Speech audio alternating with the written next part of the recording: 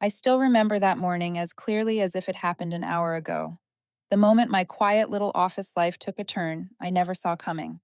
If someone had told me that a few months later, people would storm into my office like I was a criminal, I would have laughed and told them they had been watching too many movies. But sometimes the strangest stories do not happen in dark alleys or secret basements. They happen in the places we think are safest.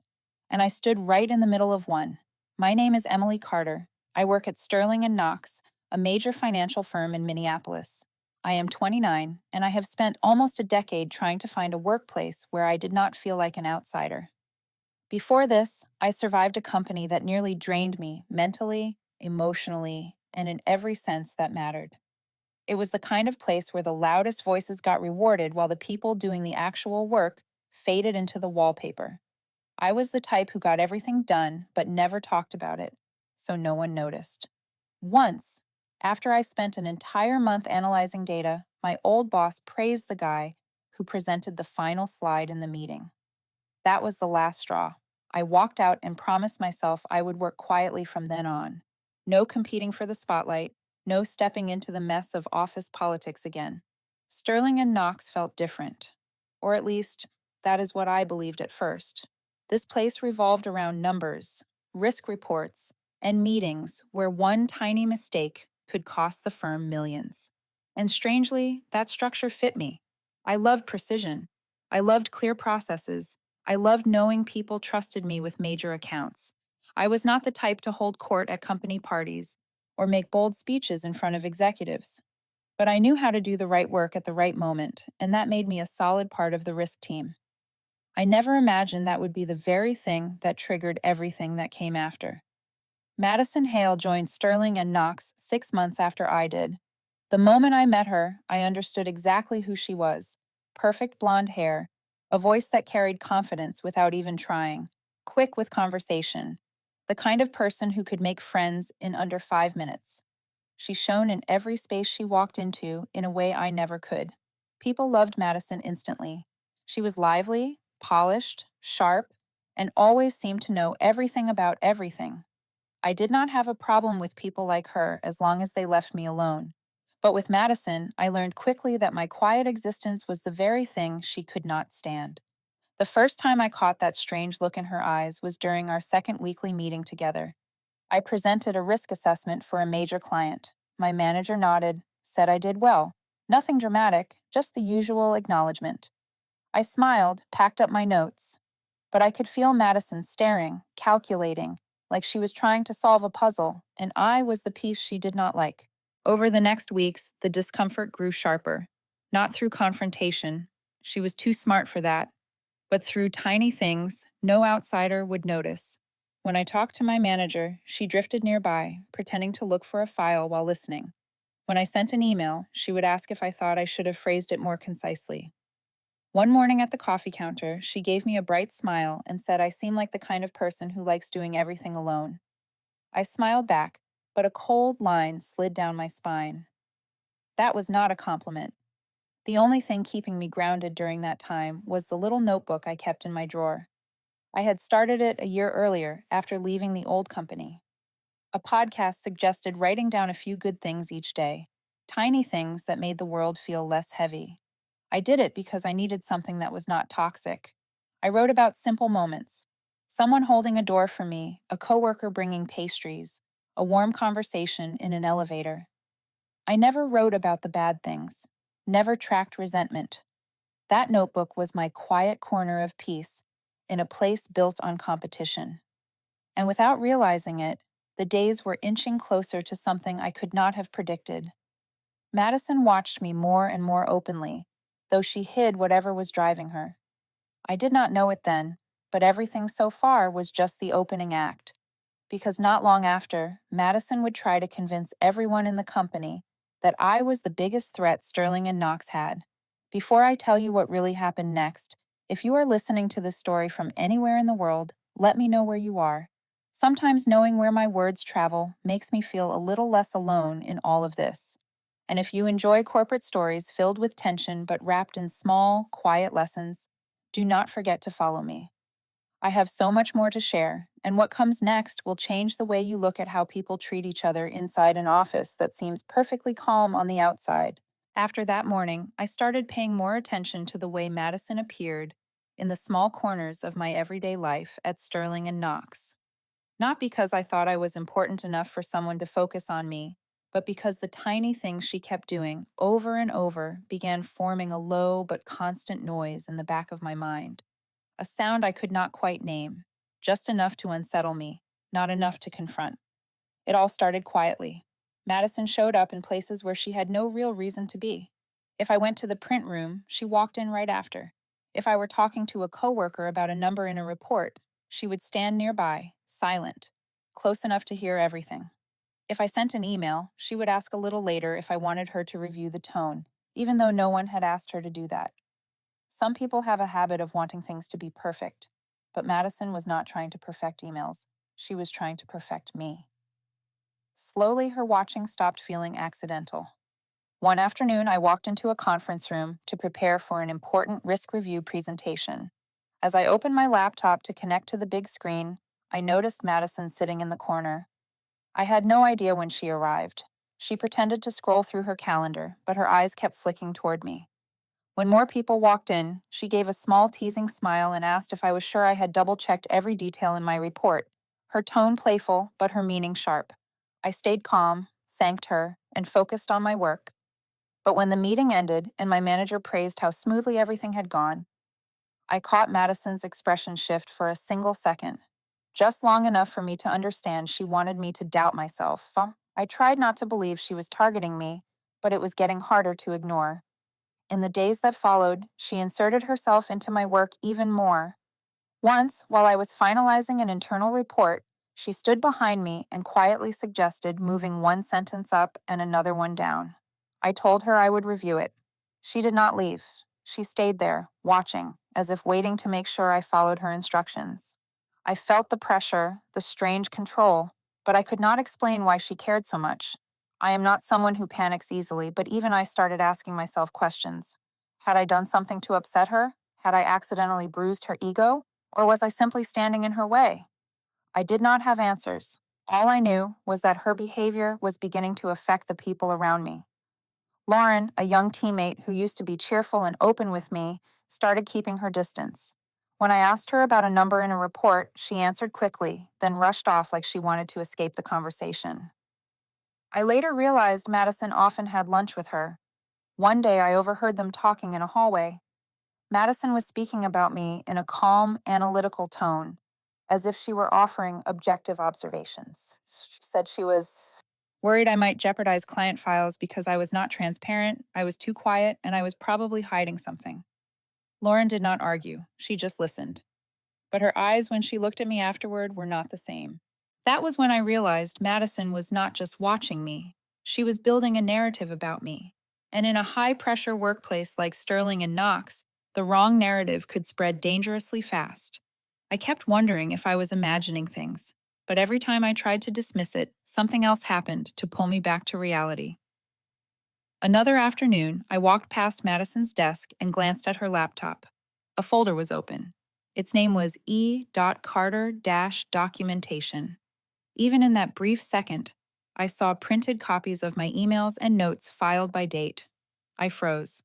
Some people keep references for their workload, but the way she grouped everything under my name told me she was preparing for something much bigger. I went home that evening and opened my little notebook of kindness. I reread the pages I had written about small acts of goodwill at work, doors held open, pastries shared, small moments that had kept me afloat. But the more I flipped, the more I realized there was not a single page with Madison's name. Not because I meant to exclude her, but because in all the time we had worked together, she had never given me a moment worth writing down. I did not know that in just a few more weeks, this harmless notebook would become the center of everything. But in that moment, I felt only one thing. Something was forming around me. Something profoundly wrong, and the storm I had been trying to ignore was already gathering its winds. I thought I was prepared for whatever Madison planned next, but I had underestimated just how far she was willing to go. Only 2 weeks after I accidentally saw the folder with my name on her laptop, she shifted from vague gestures to calculated moves. Sharper, more deliberate. and far more frightening. On a Monday morning, just as I set my bag down and turned on my computer, Lauren walked up to me looking uneasy. She said Madison had asked her to help with an internal communication review and that she had been assigned to check a few of my emails to optimize our team workflow. She said it softly, as if she knew something was off, but also knew she could not refuse Madison's request. After she left, I opened my inbox and found an email from Madison sent close to midnight. It listed areas where I supposedly needed improvement, from how I titled my emails to how I wrote conditional phrases, even the number of times I used the word thanks. The tone was polite enough, but every line implied I was damaging the team's image. She had copied my manager on the email. When I finished reading, my throat felt dry.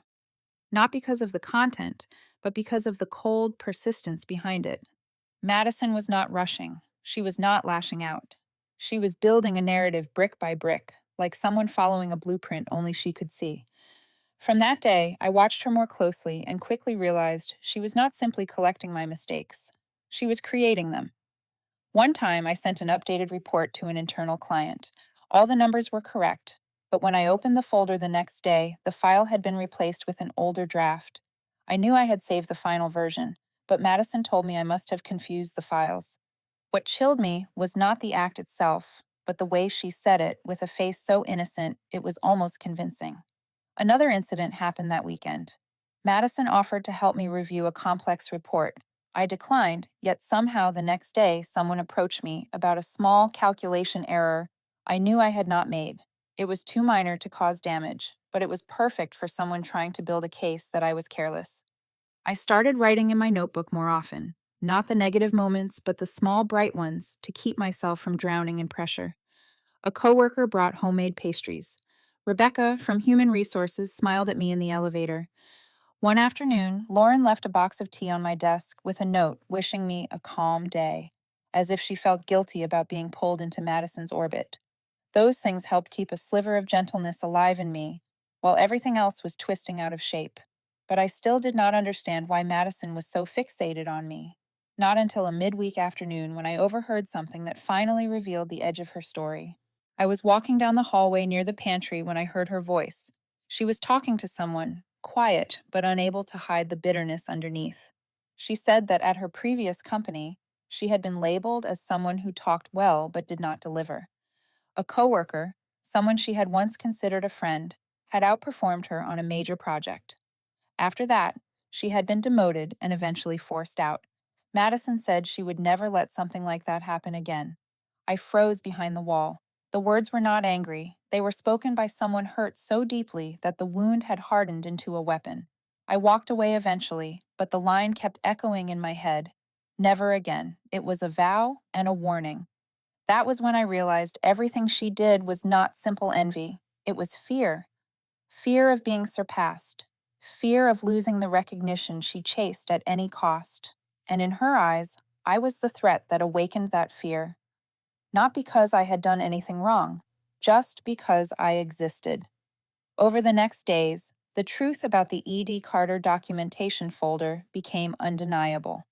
Madison printed every email I sent, marked what she called errors with a red pen, and recorded the time I entered and left the office. Everything was placed neatly inside a black file folder she kept in her drawer. She thought I had no idea. But sometimes I caught her watching me, and her gaze no longer felt analytical. It felt like the stare of someone holding evidence, waiting for the perfect moment to strike. I did not know what she had gathered. I did not know that the folder would become the spark for an investigation that the entire office would remember. All I knew was this: Madison was ready, and she believed that this time she would win. I left the park in the early afternoon with a strange tightness in my chest. Lauren's message was still on my phone, only 3 words, but enough to make me walk faster than usual. When I stepped into the sixth-floor hallway, I realized almost instantly what was happening. The air inside the office felt wrong, as if someone had switched off every sound. No whispering, no keyboard clicks, only a thick, unnatural silence. Then I saw them. 2 people in navy suits stood beside my desk. The woman was small but sharp, hair pulled into a high knot, her badge reading Rebecca Knox. The man was taller, steady, with a calm presence. Leroy Dalton. Everyone in this office knew they were senior internal investigators, and their arrival never meant anything pleasant. They were going through the papers on my desk as if they were searching for evidence. My computer had been unlocked before I arrived, probably with access granted by IT. I stopped a few steps away and tried to keep my voice steady. What is happening? Rebecca did not look at me for more than a second. She said they were conducting a review based on an internal complaint and would provide details once it was complete. Her tone was neutral, offering nothing. I stood there while they worked. Leroy checked every folder, every file. Rebecca opened each email and scanned every conversation I had ever written. I studied their faces, searching for a warning sign, but saw nothing except the focused expressions of people doing the job they were assigned to do. Still, the sensation of being examined in front of the entire office chilled me to the bone. Coworkers nearby pretended to be busy, yet every pair of eyes found its way back to me whenever I was not looking. Madison stood farther away, holding a cup of coffee, watching every movement the investigators made. She did not look surprised. In fact, she appeared so calm, it felt like she knew exactly what was unfolding. Rebecca continued reviewing each drawer. I knew what was inside the second one the moment her hand touched it, and as expected, she pulled out the small brown leather notebook. The notebook I never imagined would become potential evidence in an investigation. She opened it. The air around us felt stretched. Leroy moved closer, standing beside her to read along. They said nothing, but I saw a subtle shift in their eyes the moment they read the first page. It was the page about Rebecca. On my first day at the job, she helped me fix my faulty badge and wished me luck. I had written that her kindness made me feel welcomed in a new environment. Rebecca stared at that entry longer than the others. They turned the page. Then another. Leroy's name appeared. I had written about him during last year's audit, when I had been overwhelmed with numbers, and he helped me trace the missing file. Leroy blinked slowly, as if remembering that moment. A small gasp sounded from the left side of the room. Lauren was standing there, cheeks flushed bright red. I knew she had just seen the page I wrote about the night she cried in the restroom because she could not finish a data set on time. I helped her, step by step, and I had written that she was far more capable than she believed. She turned away, her shoulders trembling. Rebecca flipped through more pages. Names appeared one after another: coworkers, technicians, security staff, the cleaning woman who worked nights. My handwriting is small but clear. I had written down every act of kindness I had received because sometimes those were the only things that helped me survive the longest days. Then Rebecca stopped. I looked at her, then in the notebook, and I knew the reason. For nearly 2 years, dozens of names filled those pages. Some appeared 10 times, some once, but there was one name missing, completely. Not a page, not a line, not a single kind note about Madison. The room sank into an even deeper silence. Rebecca did not turn another page. She closed the notebook, but kept it in her hands, as if it had just revealed something more important than any accusation in an email. Leroy looked at me. His expression was not one of blame, but of thoughtfulness. "Ms. Carter, we need to speak with you in the conference room." I nodded. My heart pounded, but my steps stayed steady, carried by a calm I did not know I possessed. As I turned, my eyes met Madison's. The triumph was gone, the calculation gone. Something else had taken its place: a quiet panic. She knew the notebook did not contain anything incriminating about me, but it had exposed something she did not want anyone to see.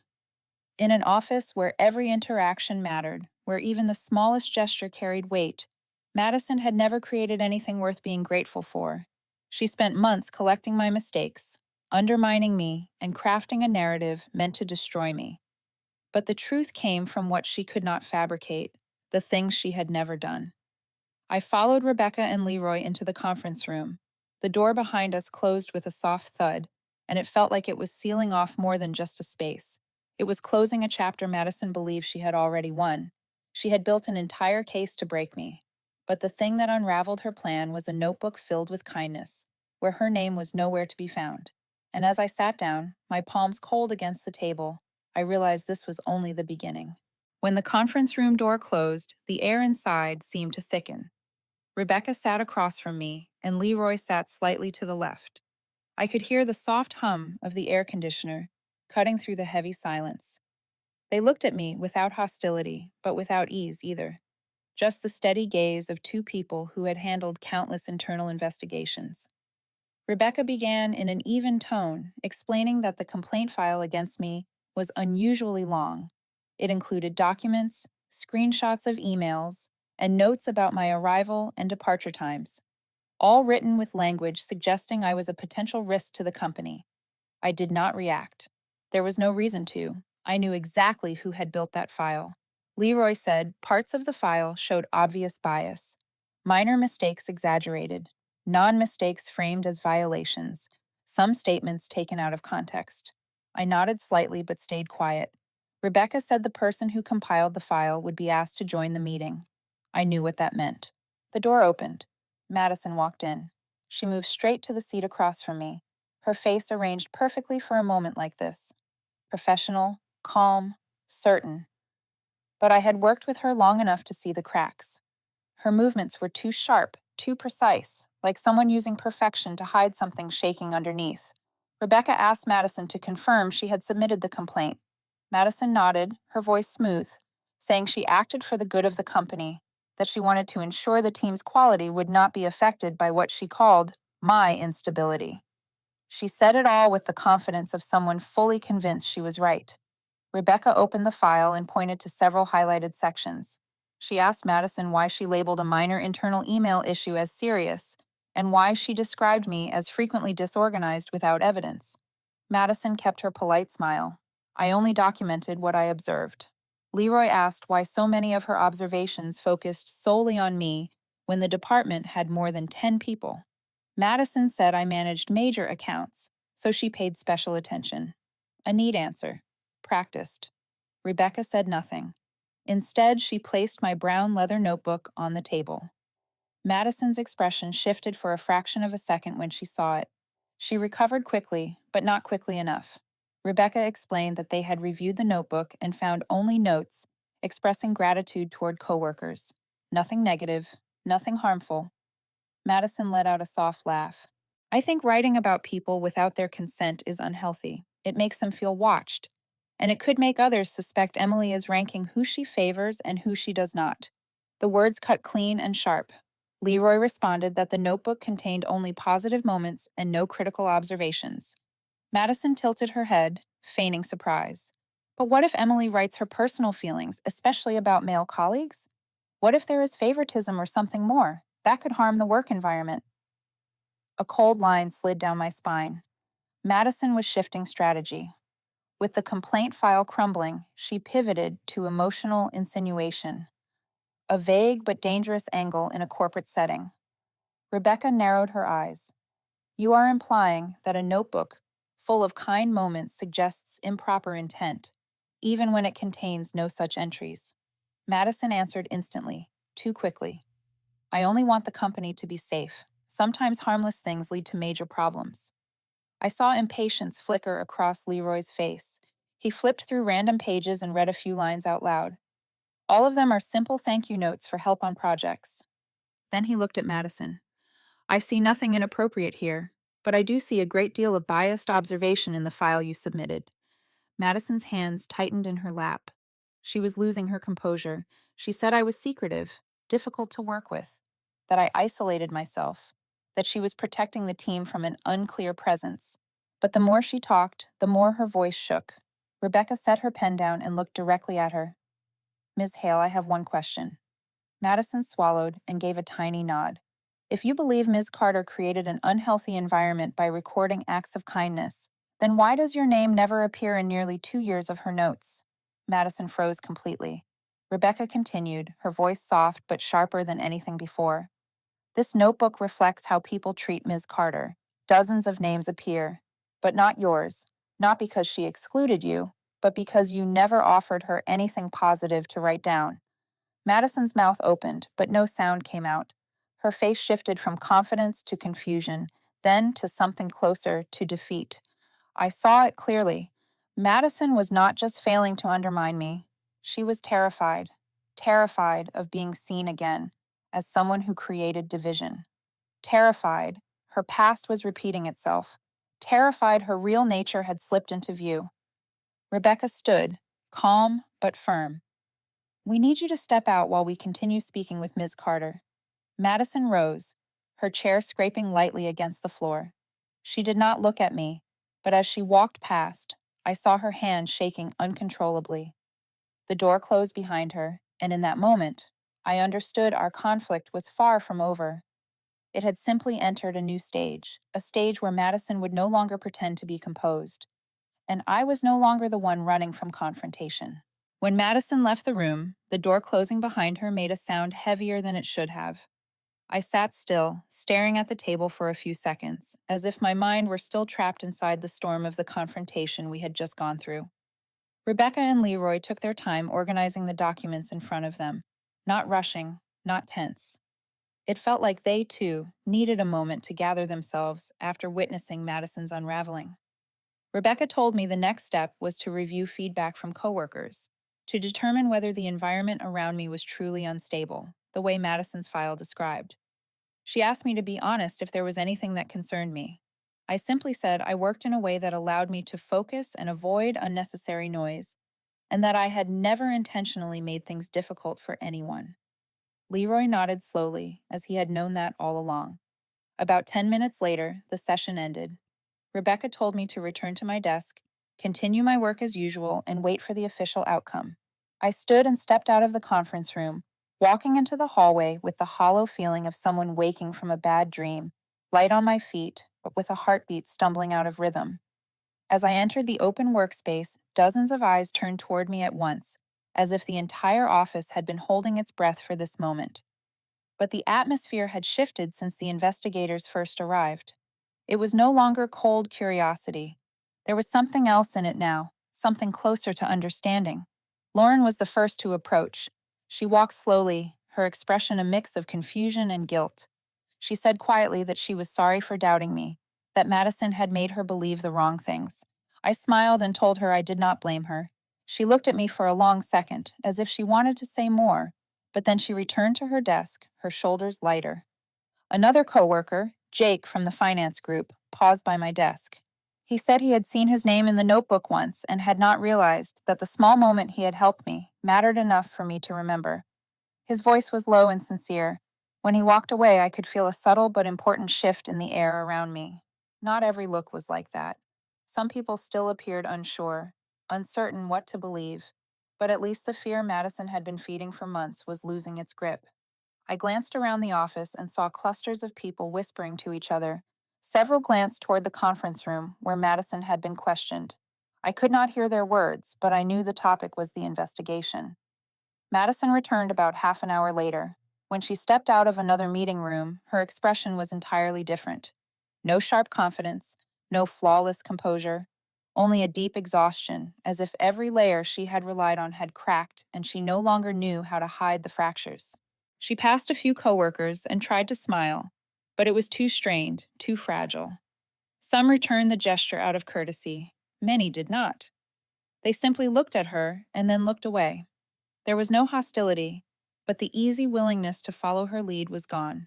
The air around her felt like an empty circle no one wanted to step into. I said nothing. I did not stare. But I saw Madison glance toward me. In her eyes, emotions tumbled over one another. Anger, hurt, but most of all, fear. Fear of losing control. Fear of having her story exposed.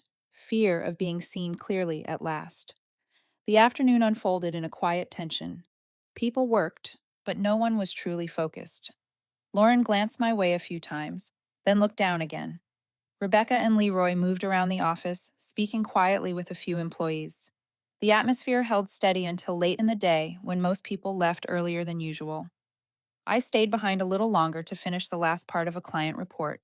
As I gathered my things, I saw Madison standing alone in the coffee area. She was not making anything. She just stood there, staring into the distance, arms wrapped around herself like someone trying not to fall apart. She did not look at me, but I could tell she felt me there. For a brief moment, there was a silence between us that I still cannot name. No hostility, no victory, only the raw truth of two people trapped inside a conflict that neither one could control anymore. The day left a heavy aftershock across the office. A small truth in a notebook had shifted the way people saw one another. A weaponized complaint had forced everyone to question what they thought they knew, and a confrontation behind closed doors made it impossible to ignore that the things we do in secret can ignite a fire big enough to scorch an entire team if no one stops to see it. As I stepped outside, the afternoon wind felt stronger than usual. Even though the investigation was almost settled, I knew this was not the end. Madison was not someone who surrendered easily, especially when she felt her position slipping. But for the first time since all of this began, I did not feel alone. I did not need to argue or justify myself. The truth had started defending itself, and I could feel clearly that the storm Madison tried to summon was losing strength, not because I struck back, but because she had finally revealed what everyone had been too busy to notice. A simple truth. No one can hide the way they treat others forever. In the days after the confrontation, the office felt as if someone had opened a window and let in a different kind of air. No one mentioned the investigation or my notebook directly, but everyone acted like they had just woken from a long sleep and finally remembered that working together did not have to be heavy. And that shift became clearest during the first weekly meeting that followed. Mr. Walsh began by asking each of us to share one thing we were grateful for in the past week. He said it casually, without pointing to anyone, but the message was unmistakable. The old culture had reached its limit, and everyone was ready for something better. Lauren mentioned that Jake helped her organize an urgent set of documents. Jake smiled, then said that thanks to Lauren breaking down the numbers, he finished his report faster than expected. The gratitude sounded awkward at first, but then it began to feel real. 2 days later, Human Resources set up a large whiteboard near the pantry with a sheet of paper taped to the top reading Gratitude Wall. It came with no instructions, yet within one morning it was nearly full of colorful notes. One thanked the IT team for fixing the system. Another thanked the cleaning staff for making the conference table shine. Someone simply wrote that they appreciated the person who made their coffee. Small things, but they brought a lightness into the room, like the office had cracked open a window to let sunlight in. The wave of positivity did not end there. Gratitude appeared in emails. People checked in on each other more often. They shared work more naturally. The wary glances that used to hang over the department faded. I felt the shift every time I walked in. Brighter air, softer words, people caring in ways that were simple and genuine. In that change, Madison grew unmistakably out of place. She still arrived on time, still looked immaculate, but the confidence she used to wear like armor had thinned. She no longer moved around correcting people. She did not insert herself into conversations unless spoken to directly. She was so quiet at times that I would not have noticed her if I had not looked straight at her. But Madison tried. Maybe she realized silence would not restore what she had lost. One morning, she brought in 2 trays of coffee, handing a cup to each person. She said thank you, but her tone was identical every time and far too fast, as if she had practiced it dozens of times. People responded politely, but no one truly smiled. The gesture did not fit the Madison they knew. That afternoon, the team received a long email from her, a thank you message to everyone for the recent cooperation. As I read it, I noticed each paragraph had the same cadence, like she had copied the message and changed only the names. A few coworkers exchanged quiet laughs, not cruel ones, but because the effort felt painfully forced. Madison walked in just as they were whispering. She heard it, paused, and smiled in a way that told me she was trying not to break. The next day, during a short meeting, Madison raised her hand to thank Lauren for finishing a report quickly. Lauren looked startled, thanked her back, but everyone knew the two of them barely interacted. The room fell into a heavier silence after Madison spoke. She sat down still smiling, but her eyes shifted away as if she feared someone might see what was behind them. Meanwhile, the rest of the office adapted to the change with ease. No one tried to be special. They just worked with a lighter, more open rhythm. I realized I was changing too. I no longer rushed through the room trying not to be noticed. I stopped to talk with Lauren longer. I smiled when someone thanked me. I no longer avoided the simple interactions I once shrank away from. And without fear framing the way I looked at Madison, I saw something I had missed before. She was not cruel in the pure sense of the word. She simply did not know how to connect. She excelled at competition and debate, but she could not make people feel safe or respected. She did not know how to offer something positive, and because of that, she never learned how to receive it. One afternoon, I walked out of a meeting room and found her standing in front of the gratitude wall. She stared at the colorful notes for a long time, her expression neither jealous nor sad, but more like someone trying to solve a puzzle she did not understand. I slowed my steps, not wanting to startle her, but as I passed, she turned and looked at me. There was no confrontation in her eyes, only a quiet pause, as if she had finally realized that everyone else had found a rhythm she could not yet match.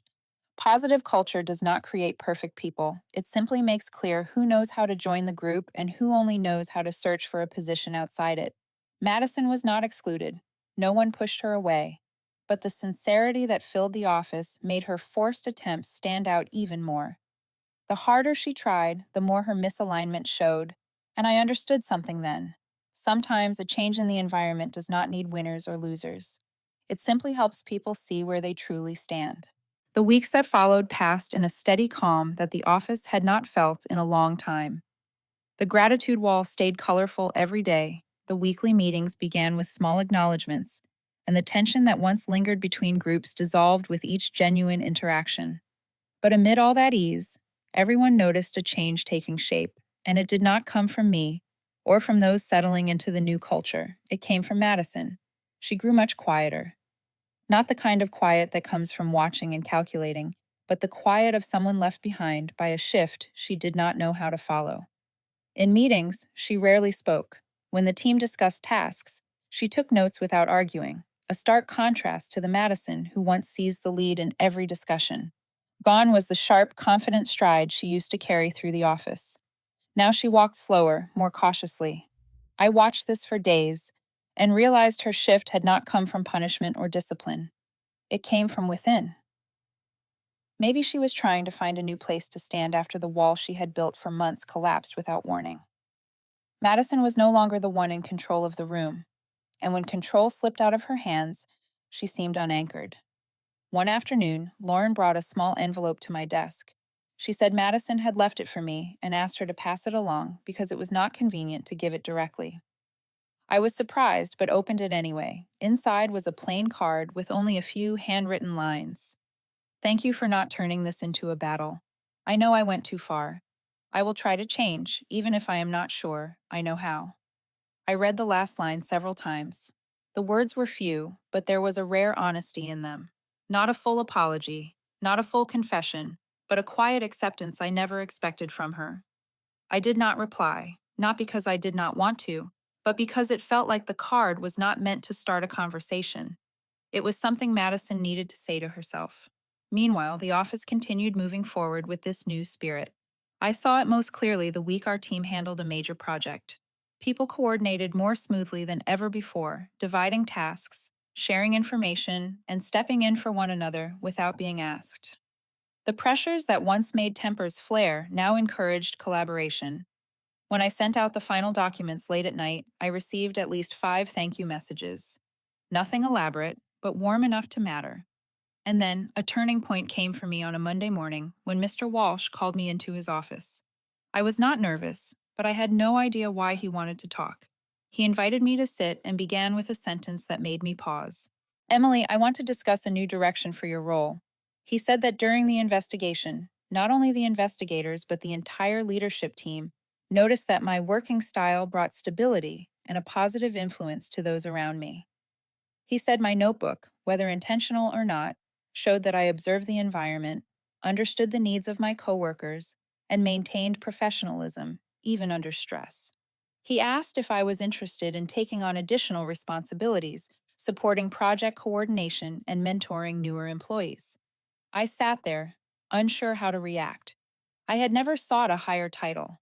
I never imagined myself in a role involving people, because I had always preferred to stay quiet and focus on my work. But as he spoke, I realized something. The qualities I once viewed as weaknesses, my silence, my attentiveness, and my caution, were the very things that made me fit for the new role. I said yes, Not because it was a career step, but because for the first time I felt I could contribute something beyond numbers and reports. As I stepped out of his office, I saw Madison in the hallway. She stopped for a brief moment and gave me a small nod. No words, no forced smile, just a quiet acknowledgement that we had moved past the confrontation, even if we would never be friends. A few days later, the news spread that Madison had requested a transfer to another department, a role with less group interaction and more data analysis, a place where she could excel without navigating the social connections that had always unsettled her. No one was surprised. No one whispered about it. No one celebrated. There was just a shared sense that things had found their natural conclusion. I watched her on her last day in our office. She still looked polished. She still walked tall, but something in her step had softened. I did not know whether she would truly change, but I hoped her new position would not force her to keep fighting the same shadows she had carried for so long. As for me, I placed the notebook back in my drawer, not to hide it, but to let it remain what it had always been, a reminder that kindness, no matter how small, can steady you through the darkest stretches, and that sometimes the thing that saves you is not strength. It is simply the way you choose to see others. The first morning after Madison moved to another department unfolded with a calm that surprised me. There were no wary glances, no tense silences. People worked with a peace the office had not felt in a long time, and I realized I was breathing easier, not as someone escaping danger, but as someone finally settling into a rhythm that felt like home. I poured my coffee, sat at my desk, and looked out the window. Sunlight poured across the row of workstations, making the entire floor look like a new space.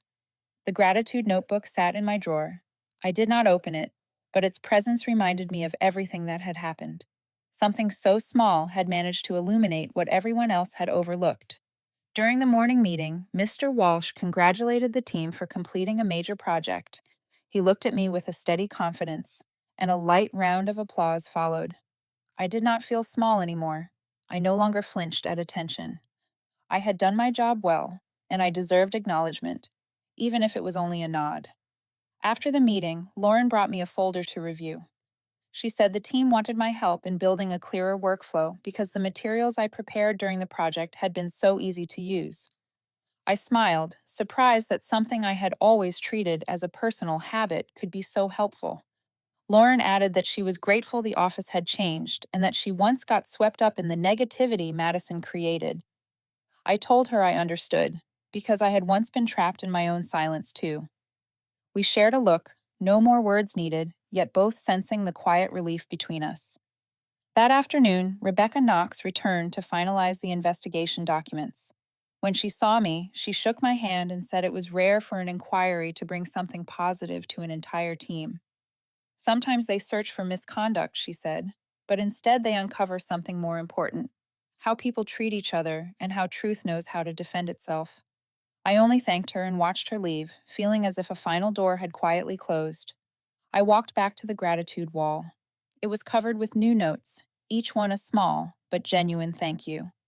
I was surprised to see my name a few times. Nothing dramatic, just simple acknowledgments. I helped review documents. I broke tasks into smaller steps. I explained part of a report patiently. I touched a blue note written by Lauren and smiled. Not because my name was there, but because I knew she was stepping out of her own fear. As I packed up for the weekend, I opened my drawer and took out the gratitude notebook. I reread old entries, lines I had written on days when I felt tired, confused, or alone.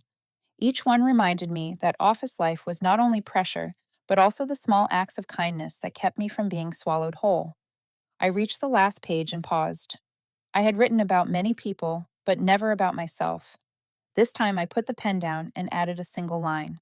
Today, I am grateful that I did not let anyone else decide who I am. I placed the notebook in the top drawer, no longer hiding it. I wanted it close, a reminder that kindness is not something to display, but something that quietly shapes the way we exist. As I stepped out of the office in the glow of sunset, I thought of Madison. Not with anger, not with judgment. Just a calm thought that perhaps she would find a place where she fit better. She was not entirely wrong, not entirely bad. She was trapped in a way of living that forced her to fight to survive. I hoped that in her new position she would learn how to exist without pushing others down. On the way home, my heart felt unexpectedly light. I understood now that the conflict between Madison and me had never been a true battle. It had been a journey that forced me to choose who I would become. And I chose calm. I chose kindness. I chose steadiness. Not loudly, not vengefully, just by standing firmly in my own truth. In the end, what I learned was not how to fight back or how to win over someone. It was about how to stand with myself in a kind and honest way. Because truth, when not distorted by fear, always finds its way to the light. And sometimes a single notebook filled with small moments is enough to change an office, a team, and most of all, the person who wrote it.